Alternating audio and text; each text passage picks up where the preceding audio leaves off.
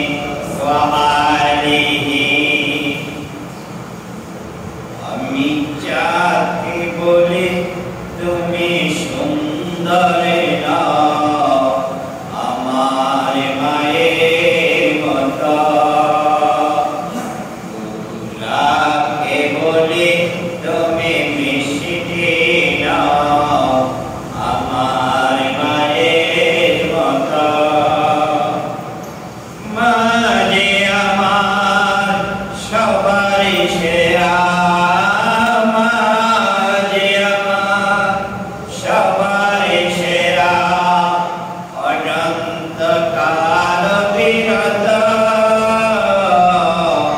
সাধকে বলে তুমি সুন্দরে নাও আমার মায়ের মতো বলেন আমি যাকে বলি তুমি সুন্দরে নাও আমার মায়ের মতো ফুলকে বলি তুমি মিষ্টি নাও আমার মায়ের মতো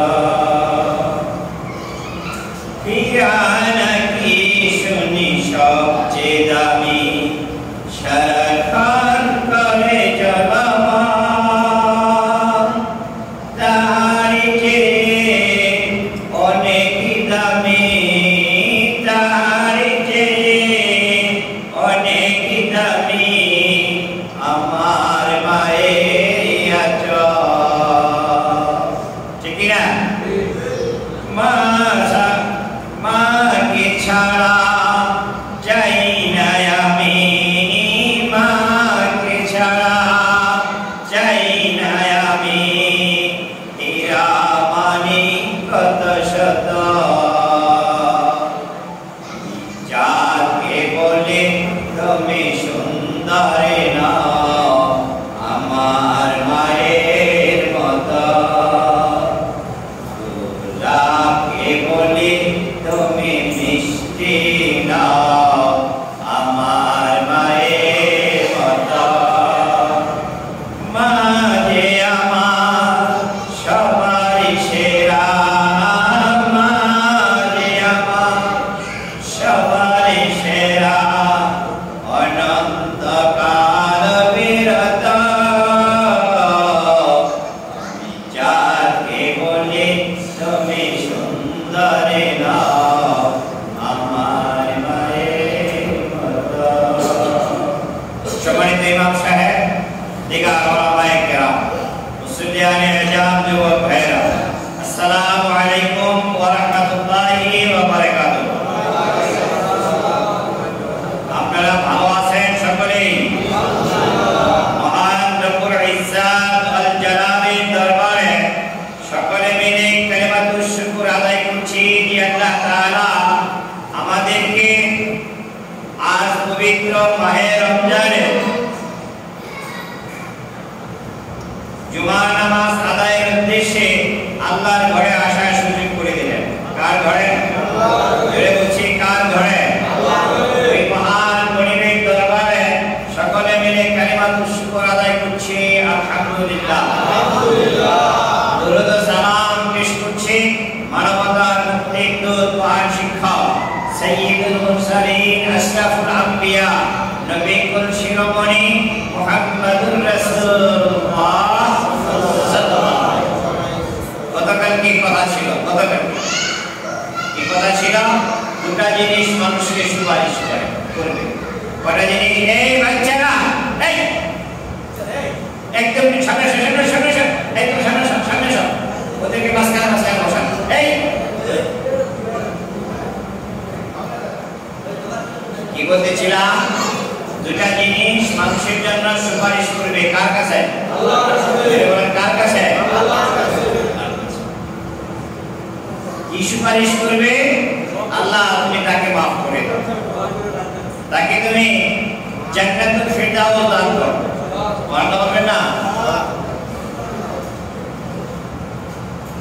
সুপারিশ সেই করে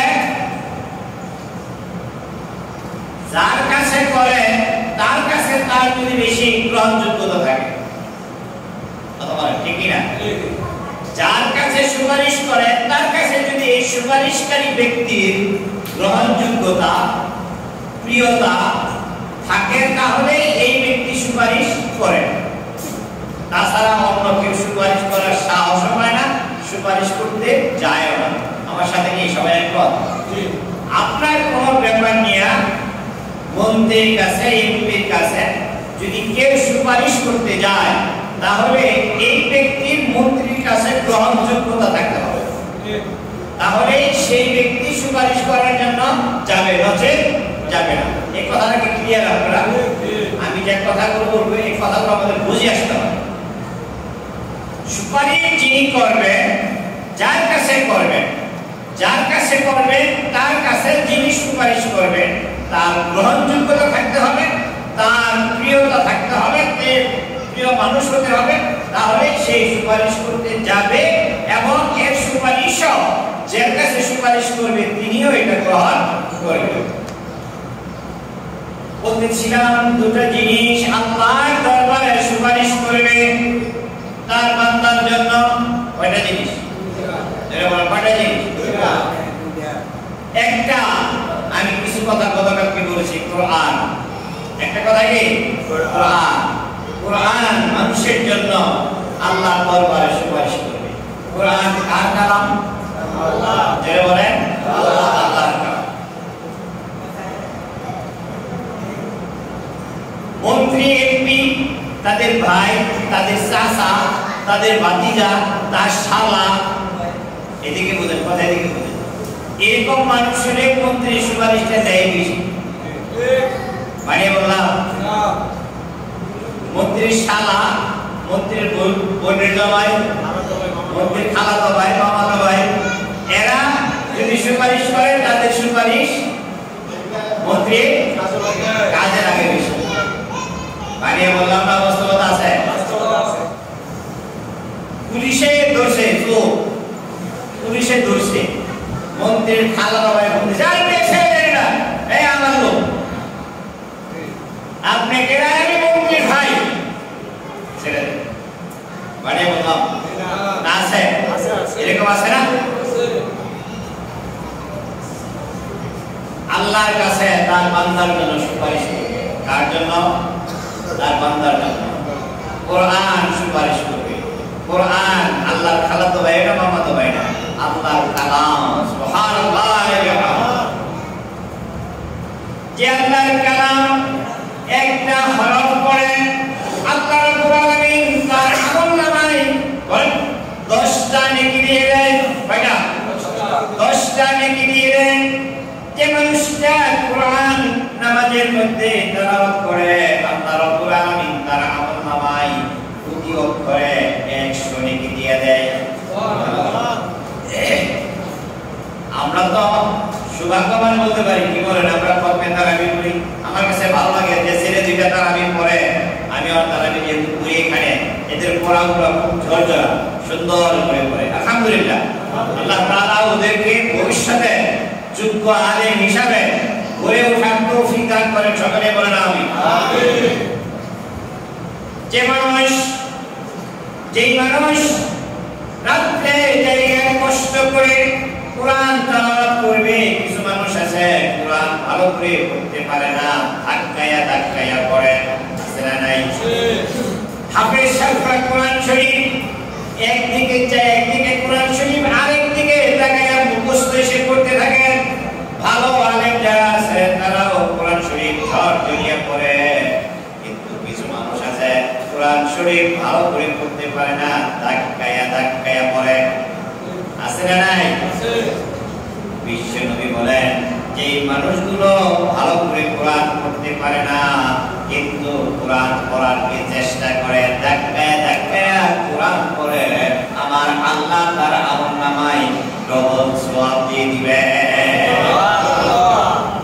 খুশি হয়েছেন আপনারা? কি বলেন, খুশি হয়েছেন? পারা যাবে না করতে? এখন একটা কায়দা নিয়ে মসজিদে আসবেন, আয়েশা ইমাম সাহেবকে বলবেন, ইমাম সাহেব হুজুর আমার এই চারটা অক্ষর করে দেন, আলিফ বা তা সা। একদিন, দুই দিন, 3 দিন এই চারটা অক্ষর পড়েন, আবার তারপরের দিন 3 দিন গেলে আবার চার অক্ষর সামনে যান।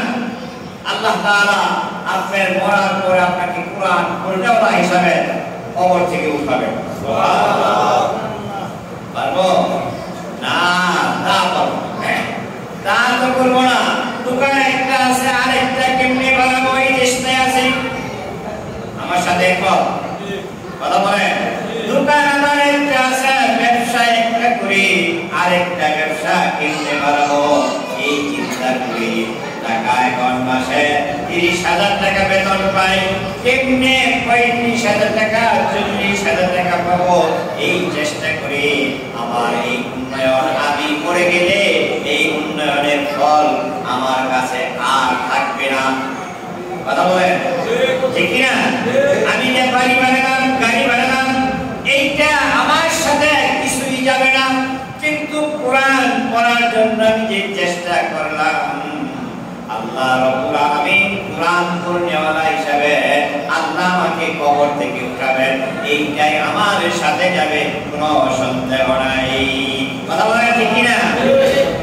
এবার ধাক্কায় ধাক্কায় পড়লে যে ডবল সওয়াব, তার একটা উদাহরণ আমি আপনাদের সামনে দিচ্ছি।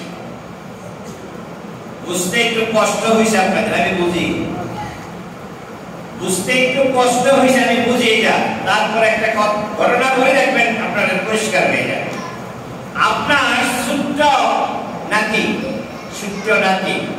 নানা স্পষ্ট করে বলতে পারে না, দাদা স্পষ্ট করে বলতে পারে না, তাতা তাতা করে।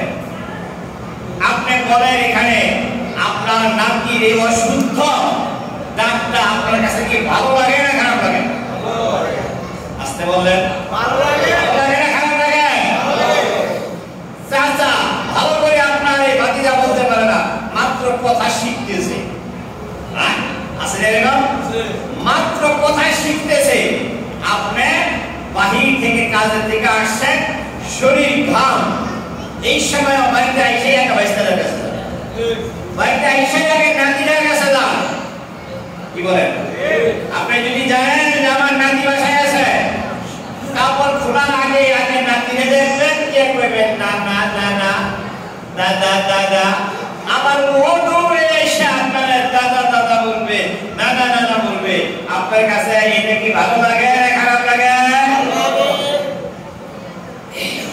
রহমান বা দয়া ভালোবাসা 100 ভাগ করে 1 ভাগ সারা পৃথিবীর মানুষকে দিয়েছেন, সারা পৃথিবীর কায়নাতকে দিয়েছেন। আর 99 ভাগ ভালোবাসা আল্লাহ রাব্বুল আলামিন তার নিজ হাতে রেখে দিয়েছেন তার বান্দাকে ভালোবাসার জন্য, তার সৃষ্টিকে ভালোবাসার জন্য। এই 1 ভাগ ভালোবাসা মুরগি পাইছে, কুকুর পাইছে, শিয়াল পাইছে, গরু পাইছে, মহিষ পাইছে, মানুষ পাইছে। এই 1 ভাগ ভালোবাসা আপনি লক্ষ লক্ষ কোটি কোটি মানুষের মধ্যে আপনি সিটাফাটা যতটুকু পেয়েছেন, এই সিটাফাটা ভালোবাসা দিয়া মানুষ যা পেয়েছে। একজন স্বামী তার স্ত্রীকে কত ভালোবাসে, একটা স্ত্রী তার স্বামীকে কত ভালোবাসে, দাদা তার নাতিকে কত ভালোবাসে, নাতি তার দাদাকে কত ভালোবাসে, মা তার সন্তানকে কত ভালোবাসে, সন্তান তার মাকে কত ভালোবাসে। যে আল্লাহর কাছে 99 ভাগ ভালোবাসা রয়ে গেছে, ওই আল্লাহ তার বান্দাকে কত ভালোবাসে। সুবহানাল্লাহ। আমি কি আপনাদেরকে বুঝাতে পেরেছি? এখন কি আপনারা বুঝতে পারছেন? যেই মানুষ তেতলায়া ধাক্কায়া কোরআন ভালো করতে পারে না, কিন্তু তারপরও কোরআন ছেড়ে দেয় না, কোরআনকে শিখার জন্যই মানুষটা চেষ্টা করে যাচ্ছে। আমার রাসূল বলেন, যে ভালোভাবে পড়তে পারে তার চাইতে ডবল সওয়াব আল্লাহ রাব্বুল আলামিন তার আমলনামায় দিয়ে দিবেন। তাহলে আমরা কোরআন ভালো করে শিখবো এবং কোরআন পড়বো সুপারিশ পাওয়ার আশায়। সকলে বলেন পড়াতে ইনশাআল্লাহ। নবী মুহাম্মদুর রাসূলুল্লাহ দেখেন কোরআন এমনি আসে নাই, এমনি কোরআন আসে নাই। আবু জাহেল মানুষকে নিয়ে খেপাইতেছে, এদিকে দেখছেন খেপাইতেছে, জানতে পারতেছে মুহাম্মদ এরকম করতেছে, আমার নাম দাদার ধর্মের মধ্যে কালি দিতেছে, আর মানুষ খেপতেছে। বুঝলেন কথা? এখন দেখেন না বিএনপি বক্তৃতা দেয়, আওয়ামী লীগকে দোষারোপ করে, আওয়ামী লীগের সঙ্গে বক্তৃতা বিএনপিকে দোষারোপ করে।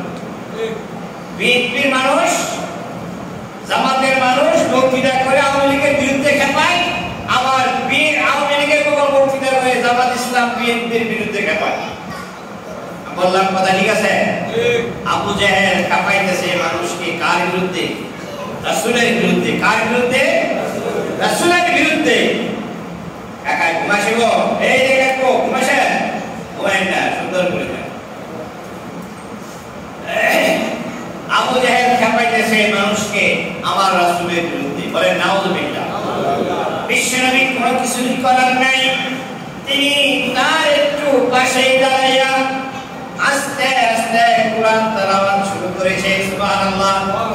তিনি বলেন আউযু বিল্লাহি মিনাশ শাইতানির রাজীম বিসমিল্লাহির রাহমানির রাহিম আলহামদুলিল্লাহি রাব্বিল আলামিন। আল্লাহু আকবার। আর-রাহমানির রাহিম মালিকি ইয়াউমিদ্দিন। আরবরা কিন্তু বুঝে কি করতেছে, আরবরা বুঝে। এখন এই আরবে আবু জাহেলের কাছে যে শ্রোতারা ছিল, এই শ্রোতা আস্তে আস্তে একজন করে শুনতে শুনতে মুহাম্মদ সাল্লাল্লাহু আলাইহি সাল্লামের কোরআন তেলাওয়াতের মজমায় যে ভিড় জমেছে।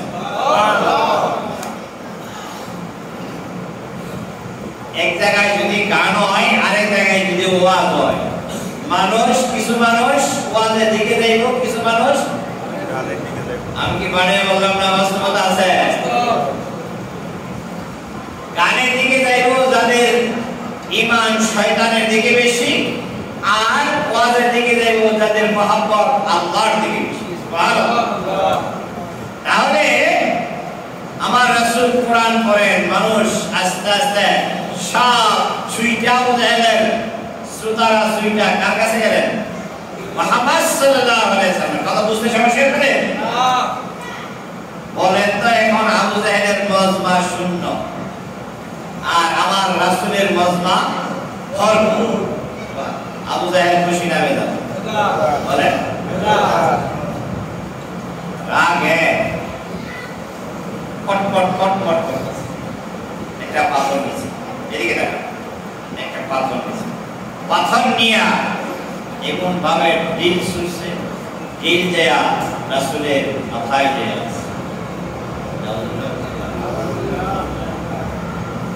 পাথর যখন রাসূলের মাথার মধ্যে লেগেছে, মাথা ফেটে গিয়ে ছিটকে গিয়ে রক্ত প্রবাহিত হতে লাগলেন, রক্ত ঝরতে লাগলেন। সারাটা শরীর রক্তে রঞ্জিত হয়ে গেল, এমনকি মাথার রক্ত পায়ে পর্যন্ত এসে পায়ের জুতাটা পায়ের সাথে লেগে গেল। শ্রোতা যারা ছিল কেউ কিছু বলার সাহস পায় নাই, কারণ হলো ক্ষমতা, রাষ্ট্রীয় ক্ষমতা আবু জাহেলের হাতে। এই জন্য শ্রোতারা কেউ কিছু বলতে সাহস পায় নাই, নীরবে তার মজমা ছেড়ে দিয়ে চলে গেলেন। বিগত কিছুদিন গেছে, রাষ্ট্র ক্ষমতা আওয়ামী লীগের হাতে ছিল, আর আলেমদেরকে দড়িদা জেলখানায় ঢুকেছে। বাংলার মানুষ খালি নীরবে কেঁদেছে আর বলছে আল্লাহ আরবের হাতে বেশি বরদাস্ত হয় না, তুমি এটা ফয়সালা করো। কথা বলেন ঠিক না বেশি? ফয়সালা হয়েছে, আল্লাহ ফয়সালা করছে না? ফয়সালা করছে। এখন বাবা দড়িদা বাইন্দা নেয়। কথা বলেন না কেন? বাবা দড়িদা বাইন্দা নেয়। যে আইন বানাইছে আইন মন্ত্রী তারাও হন, তার আইনেই দড়িদা বাইন্দা নেয়। রাষ্ট্র ক্ষমতা আবু জাহেলের হাতে, মনে না? রাষ্ট্র ক্ষমতা আবু জাহেলের হাতে। বিশ্ব নবীকে পাথর আঘাত করে মারলো, কোন মানুষ কিছুই বলার সাহস পেল না।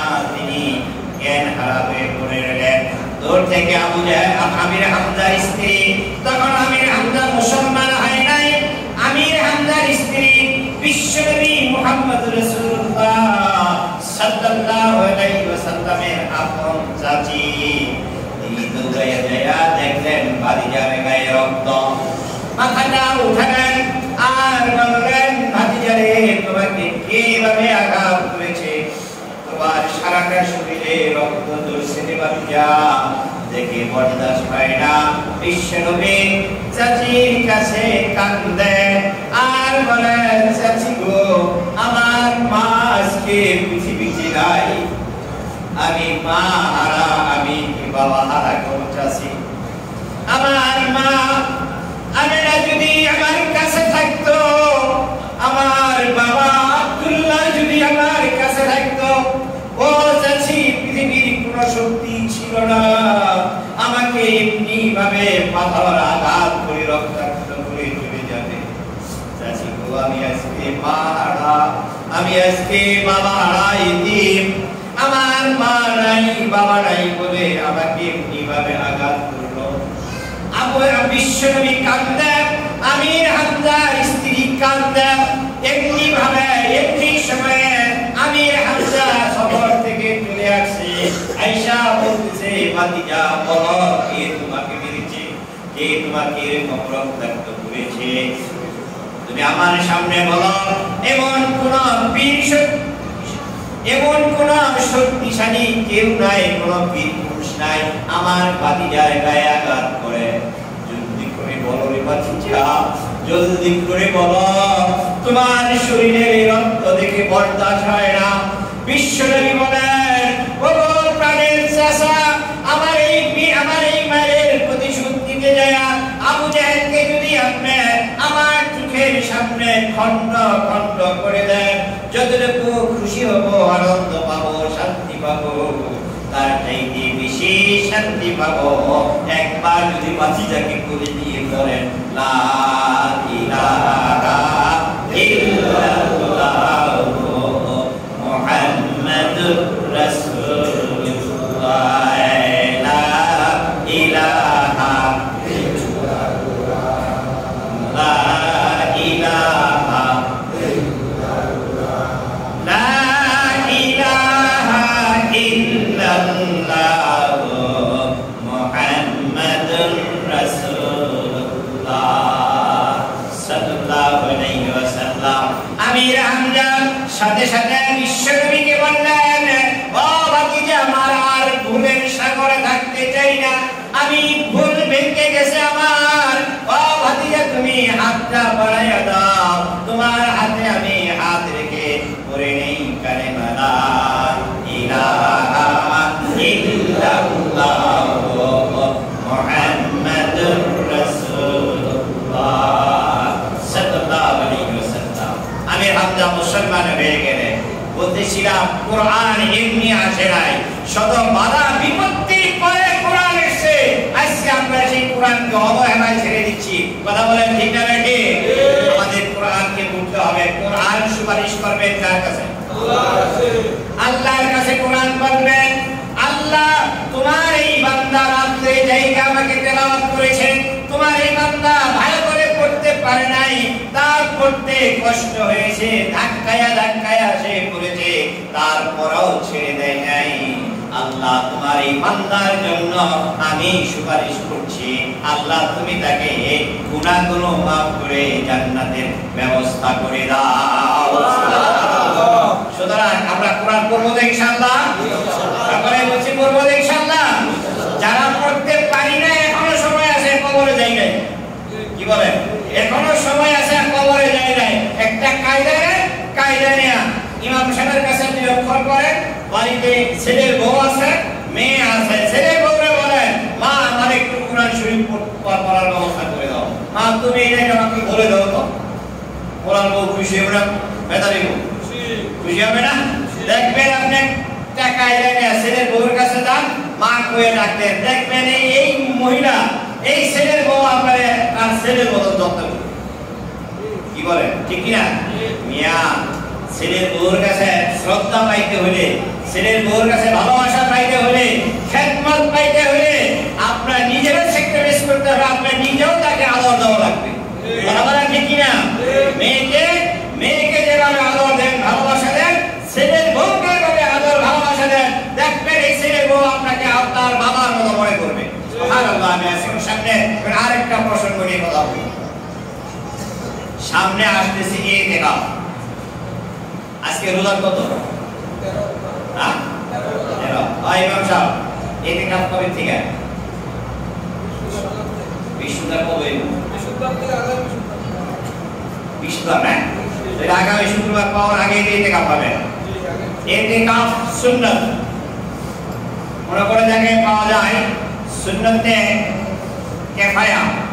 আবার কোন এটা ইতিকাফকে আবার ওয়াজিবও বলেছেন। কেউ ওয়াজিব হলো যদি কেউ মান্নাত করে বলামে এই কাজ হলে যদি মসজিদে ইতিকাফ করে, এটা হলো ওয়াজিব। একটা মহল্লা থেকে কমাস কম 1-2 জন মানুষ ইতিকাফে বসানো দরকার। ইতিকাফে লাভ কি? শুনেন, ইতিকাফে লাভ, 1 নম্বর লাভ হলো এই যে মানুষটা ইতিকাফে বসবে, এই মানুষটা দুনিয়ার সাথে সম্পর্ক কমে গিয়ে আল্লাহর সাথে সম্পর্ক বেড়ে যাবে। ঠিক কি না? দুনিয়ার সাথে সম্পর্ক কমে কার সাথে সম্পর্ক বাড়বে? আল্লাহর সাথে সম্পর্ক বাড়বে। এটা 1 নম্বর। বিশ্বনবী বলেন যদি কেউ একদিনে ইতিকাফ করে, কয়দিন? বলেন এদিকে এদিকে। যদি কেউ কয়দিন ইতিকাফ করে? একদিন। রাসূল বলেন জাহান্নামের আগুন তার থেকে 3 খন্দক পরিমাণ দূরে চলে যাবে। আর 1 খন্দকের পরিমাণ হলো 500 বছরের রাস্তা। সুবহানাল্লাহ। আল্লাহ তার বান্দাদেরকে চায় জান্নাতে নিতে, আর তার বান্দারা দুবাই খালি জাহান্নামে। ঠিক কি না? একটা হাদিস আমি বলেছি, যদি মানুষ কয়দিন আগে বললাম তারাবিতে, যদি মানুষ একদিন রোজা রাখে, কয়দিন? একদিন। যারা বলেন কয়দিন? একদিন। একদিন রোজা রাখে কি ফায়দা জানি? বলেন বলেন কি ফায়দা? 70 বছর দূরে যাবে জাহান্নাম। নাও বলেন সুবহানাল্লাহ।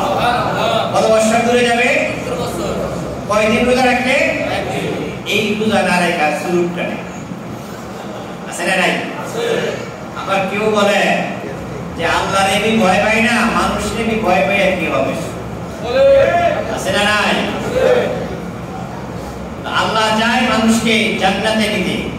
একদিন রোজা রাখলে যদি জাহান্নাম 70 বছরের দূরে দিয়ে দেয়, একদিন ইতিকাফ করলে যদি 1500 বছর দূরে জায়গা জাহান্নাম, তাহলে এই মানুষের তো জাহান্নাম পুরো কাশি করতে পারবে না। কথা বলেন, এটা চাইছে কে? আল্লাহ। চাইছে কে? আল্লাহ। আর আমরা এই চাওয়াটাকে উল্টায়া শয়তানের চাওয়াটাকে বাস্তবায়ন করার চেষ্টা করি। কথা বলেন ঠিক কি না? কাজেই আমরা এই মসজিদের মধ্যে কমপক্ষে 1-2 জন ইতিকাফ করবে। ইতিকাফ মসজিদের এলাকায় যদি কমপক্ষে 1-2 জন ইতিকাফ না করে, তাহলে ওই মসজিদ এলাকার সমস্ত মানসিক গুণাগার, আর 1-2 জন ইতিকাফ করলো সকল মানুষ এই ইতিকাফে না করার গুনাহ থেকে বেঁচে যাবে। আমরা চেষ্টা করব, কেউ কি আছেন অন্যান্য বছর ইতিকাফ করে? কে আছেন? দাঁড়ান দেখি। কি নাম জানেন ভাই? রফিক সরকার একজন আছেন। আর কেউ আছেন? আর কি আছেন এদিকে? কেউ আছেন?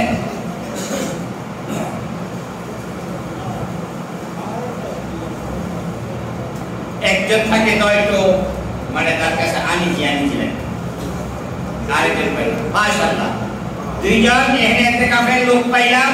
আরো যদি কেউ থেকে থাকেন তাহলে আপনারা এই ইতিকাফে আইসা শরীক হওয়ার জন্য চেষ্টা করবেন। রাসূল সাল্লাল্লাহু আলাইহি ওয়াসাল্লাম যতদিন বেঁচে ছিলেন, এদিকে শুনেন, রাসূল সাল্লাল্লাহু আলাইহি ওয়াসাল্লাম যতদিন বেঁচে ছিলেন রমজানের শেষ দশক প্রতি বছর তিনি ইতিকাফ করেছেন। সুবহানাল্লাহ। তো রাসূলের কি কোনো গুনাহ ছিল? না। বলেন না। তার জান্নাত পাবে না এরকম কোনো কিছু ছিল? না। এই নবী জান্নাতের জন্য তার উম্মতদেরকে সুপারিশ না করলে কোনো মানুষ জান্নাতে যেতে পারবে না। আর এই রাসূল শেষ দশক, জীবনের শেষ দশক প্রত্যেক বছরে তিনি ইতিকাফ করেছেন। সুবহানাল্লাহ। ইতিকাফ হলো পরিবার থেকে বিচ্ছিন্ন হয়ে, দুনিয়ার ঝামেলা থেকে বিচ্ছিন্ন হয়ে মসজিদের মধ্যে তাকে আটকে রাখা। তার একান্ত প্রস্রাব পায়খানা সারা বাহিরে না যাওয়া, বেশি বেশি কোরআন তেলাওয়াত করা, কোরআন তেলাওয়াত না পারলে তাসবিহ তাহজ্জুদ করা। মা বোন যারা আছে তারাও যদি কেউ ইতিকাফ করতে চায় ঘরের ভিতরে তারা ইতিকাফ করতে পারবে। মসজিদের মধ্যে মা বোনদেরও ইতিকাফের বিধান আছে, কিন্তু এখন ফিতনার আশঙ্কার কারণে এটা উলামায়ে কেরাম সর্বসম্মতিক্রমে কাবাঘর ছাড়া, একমাত্র কাবাঘর আর মসজিদে নববী ছাড়া বাইরে কোথাও কোনো মহিলার ইতিকাফ কোনো মসজিদে এলাও করে না। আমি কি বুঝাতে পেরেছি? আরেকদিকে একটু কথা আসি। কালকে দেখলাম ফেসবুকে কোন এক লোক লিখেছে দুলাভাই আর তালুই এই দুইটাও যে পর্দার আওতাভুক্ত, এই দুইজনও পর্দা করতে হবে, এটা আসিয়া দেখিয়ে দেখ। নাউযুবিল্লাহ বলবেন না? এই অল্প বয়সের একটা মেয়া তাকে দর্শন করে দুনিয়া থেকে তাড়াইয়া দিয়েছে। এই দর্শনের কেমন সেঞ্চুরি হওয়া শুরু করলো, কি বলেন? দর্শনের সেঞ্চুরি হওয়া শুরু হয়ে গেল। এটা বন্ধ হওয়ার যে যেই দফা দেন আপনারা, যে রাজনৈতিক দলই যে দফাই দেন, কোন লাভ নাই। এই দর্শনের শাস্তি যতক্ষণ পর্যন্ত কোরআন দ্বারা না করা হয়, কথা বলা ঠিক কিনা? কোরআন দিয়া এক দুইটা, বেশি নাই এক দুইটা বিচার, এই দর্শনের বিচার এক দুইটা কোরআন দিয়ে করা হোক, জিনার বিচার এক দুইটা কোরআন দিয়ে করা হোক, পরকীয়ার বিচার এক দুইটা কোরআন দিয়ে করা হোক, এই বাংলাদেশে পরকীয়া, জিনা এবং দর্শন একটাও থাকবে না। আমরা তো তা করতে চাই। আমরা তো এখন একদল আমরা আছি, বাহিরে যারা আছি, সরকারের বাহিরে যারা আছি, তারা সরকারকে খুব চাপ দিচ্ছে। আবার এই আমরাই যদি আমরা সরকারে যাই তখন দেখবেন আমরা ওর আইনের ফাঁক ফুক পিছাবো।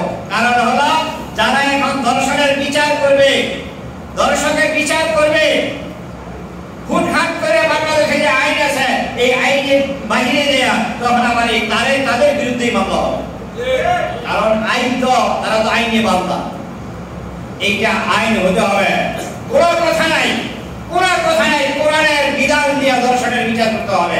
এই আইন পাশ হোক, দেখবেন তারাও, যারা বিচারক আছে তারাও এর বিচার করতে কোনো সমস্যা হবে না। আমি একদিনকা বলেছিলাম, কথা শেষ দিকে যাচ্ছি, দেখো দিকে আজকে যাবো না, সময় শেষ হয়ে গেছে, যে আমরা পর্দাকে মেনটেন করবো। রাজি আছি ইনশাআল্লাহ? পর্দাকে মেনটেন করব। আল্লাহ রাব্বুল আলামিন দুইটা সাইড কথা বললাম, একটা হলো কোরআনকে ভালোবাসবো, কোরআন নিজেরা তেলাওয়াত করব, কোরআন আমাদের জন্য সুপারিশকারী হয়ে যাবে। আর একটা হলো ইতিকাফ, আমরা কমাস কম 2-3 জন ইতিকাফ করব। আর ইতিকাফ যারা করবে তাদের জন্য আমরা যারা আছি সবার বেশি কিছু সহযোগিতা দেব। পারলে একজনে ইফতার টাইনে দেব, পারলে একজনে সেহরি টাইনে দেব, এই সহযোগিতা আমরা করব। আল্লাহ রাব্বুল আলামিন আমাদেরকে ইতিকাফ এবং কোরআনের মহব্বত, কোরআন তেলাওয়াত করার জন্য তৌফিক দান করেন। সকলে বলেন আমিন। ওয়া আলাইকা ইল্লাল বালাগ। আসসালামু আলাইকুম ওয়া রাহমাতুল্লাহি ওয়া বারাকাতুহু।